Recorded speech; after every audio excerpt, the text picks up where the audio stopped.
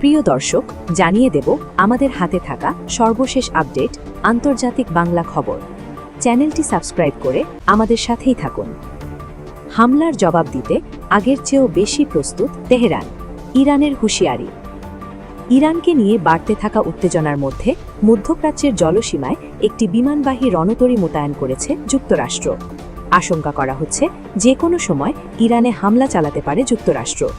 এমন চরম উত্তেজনার মধ্যেই তেহরান ঘোষণা দিয়েছে দেশটির ওপর যে কোনো ধরনের হামলার জবাব দিতে তারা আগের চেয়েও বেশি প্রস্তুত। সোমবার ইরানের পররাষ্ট্র মন্ত্রণালয়ের মুখপাত্র ইসমাইল বাঘাই এই হুঁশিয়ারি উচ্চারণ করেন।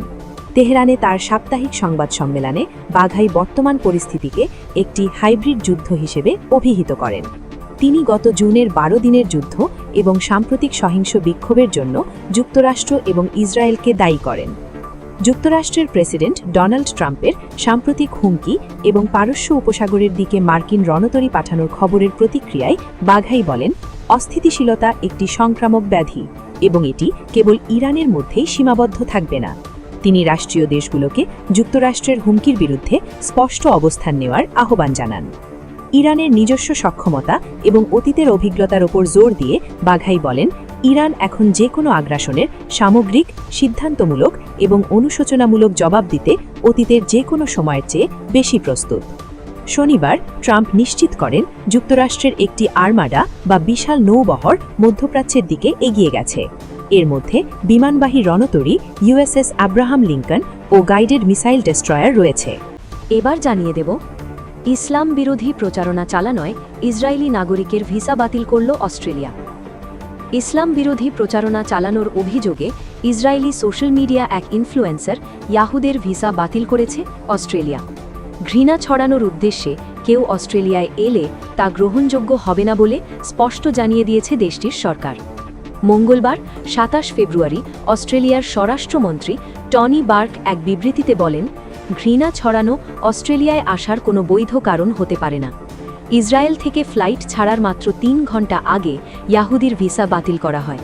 টনি বার্ক এএফপি বার্তা সংস্থাকে দেওয়া বিবৃতিতে বলেন, যারা অস্ট্রেলিয়ায় আসতে চান তাদের সঠিক ভিসার জন্য আবেদন করতে হবে এবং সঠিক উদ্দেশ্য নিয়ে আসতে হবে।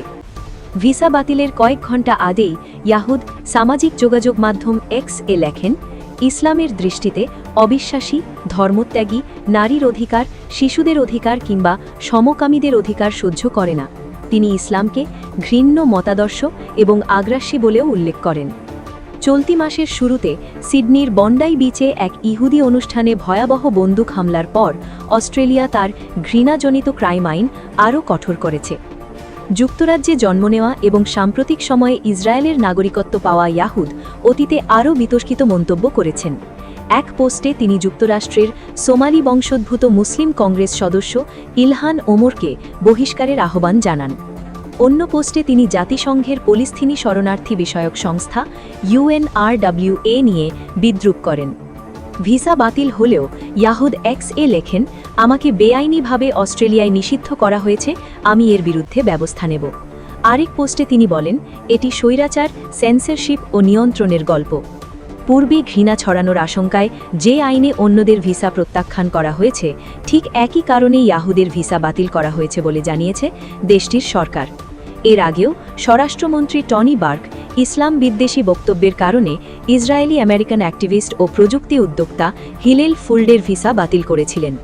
অস্ট্রেলিয়ায় বিভাজন ছড়াতে পারে এই আশঙ্কায় ইসরায়েলের কট্টর ডানপন্থী মাফদাল রিলিজিয়াস জায়নিস্ট পার্টির আইন প্রণেতা এবং প্রধানমন্ত্রী নেতানিয়াহুর জোট সরকারের সদস্য সিমছা রথম্যানের ভিসাও বাতিল করা হয়েছিল। এদিকে সিডনি ও মেলবর্নে ইয়াহুদকে আমন্ত্রণ জানানো রক্ষণশীল সংগঠন অস্ট্রেলিয়ান জুইশ অ্যাসোসিয়েশন প্রধানমন্ত্রী অ্যান্থনি অ্যালবানিজের সরকারের এই সিদ্ধান্তে তীব্র নিন্দা জানিয়েছে। এইদিকে দক্ষিণ কোরিয়ার পণ্যের শুল্ক বাড়িয়ে 25% করার ঘোষণা ট্রাম্পের। দক্ষিণ কোরিয়ার পণ্যের ওপর বিদ্যমান 15% শুল্ক বাড়িয়ে 25% করার ঘোষণা দিয়েছেন মার্কিন প্রেসিডেন্ট ডোনাল্ড ট্রাম্প। তার ভাষ্যে দেশটি বাণিজ্য চুক্তির শর্ত পূরণ করছে না, তাই এ সিদ্ধান্ত নেওয়া হয়েছে। গতকাল সোমবার নিজের সামাজিক যোগাযোগ মাধ্যম ট্রুথ সোশ্যালে দেওয়া এক পোস্টে ট্রাম্প এই ঘোষণা দেন। তিনি লেখেন, যেহেতু দক্ষিণ কোরিয়ার আইনসভা আমাদের ঐতিহাসিক বাণিজ্য চুক্তি কার্যকর করেনি, যা তাদের নিজস্ব অধিকার, তাই আমি দক্ষিণ কোরিয়ার গাড়ির যন্ত্রাংশ, সেমিকন্ডাক্টর ও ইলেকট্রনিক পণ্যে পাল্টা শুল্ক 15 থেকে 25% উন্নীত করছি। তবে এই শুল্ক বৃদ্ধি এরই মধ্যে কার্যকর হয়েছে কিনা তা এখনও স্পষ্ট নয়। এই বিষয়ে জানতে হোয়াইট হাউসের সঙ্গে যোগাযোগ করেছিল মার্কিন সংবাদ মাধ্যম CNN, তবে তাৎক্ষণিক কোনো প্রতিক্রিয়া পাওয়া যায়নি। যুক্তরাষ্ট্রে আমদানি হওয়া বিদেশি পণ্যের অন্যতম প্রধান উৎস দেশ দক্ষিণ কোরিয়া। মার্কিন বাণিজ্য দপ্তরের তথ্য অনুযায়ী দক্ষিণ কোরিয়া 2024 সালে যুক্তরাষ্ট্রে $132 বিলিয়ন পণ্য রপ্তানি করে। দক্ষিণ কোরিয়া মূলত মার্কিন বাজারে গাড়ির যন্ত্রাংশ, সেমিকন্ডাক্টর ও ইলেকট্রনিক পণ্য রপ্তানি করে থাকে। বাড়তি শুল্কের ফলে এসব পণ্যের দাম যুক্তরাষ্ট্রের বাজারে আরও বেড়ে যেতে পারে। গত বছরের জুলাইয়ে ট্রাম্প দক্ষিণ কোরিয়ার সঙ্গে একটি বাণিজ্য চুক্তির ঘোষণা দিয়েছিলেন। চুক্তিটি দক্ষিণ কোরিয়ার পণ্যের ওপর মার্কিন শুল্কের হার 10 থেকে 25% বাড়ানো ঠেকিয়েছিল। চুক্তিতে আমদানি করা গাড়ি সহ অন্যান্য পণ্যের ওপর প্রাধান্যমূলক শুল্কের কথাও বলা হয়েছিল। দক্ষিণ কোরিয়া বা অন্যান্য দেশ থেকে আসা পণ্যের ওপর সব ধরনের শুল্ক একযোগে বাড়ানোর ক্ষেত্রে ট্রাম্পের ক্ষমতা মার্কিন সুপ্রিম কোর্টে চলমান একটি গুরুত্বপূর্ণ শুল্ক সংক্রান্ত মামলার রায়ের ফলাফলের কারণে বাধাগ্রস্ত হতে পারে। এ মামলায় নির্ধারণ করা হবে নির্দিষ্ট কোনো দেশের সব পণ্যের ওপর ব্যাপক শুল্ক আরোপ করার আইনগত ক্ষমতা ট্রাম্পের ছিল কিনা। যদি বিচারকেরা বর্তমান মার্কিন প্রশাসনের বিরুদ্ধে রায় দেন, তাহলে ট্রাম্প সম্ভবত নির্দিষ্ট দেশ থেকে আমদানি হওয়া সব পণ্যের শুল্ক হার তাৎক্ষণিকভাবে পরিবর্তন করতে পারবেন না। সবশেষ জানিয়ে দেব, ইরানের বিরুদ্ধে যুদ্ধ পুরো অঞ্চলকে প্রজ্বলিত করবে হিজবুল্লাহ প্রধান। হিজবুল্লাহর প্রধান নায়েম কাসেম সোমবার বলেছেন, সংগঠনটির পৃষ্ঠপোষক তেহরানের উপর কোনো হামলা হলে সেটি হিজবুল্লাহকেও লক্ষ্য করবে এবং ইরানের বিরুদ্ধে নতুন কোনো যুদ্ধ গোটা অঞ্চলকে জ্বালিয়ে দেবে বলে তিনি সতর্ক করেন।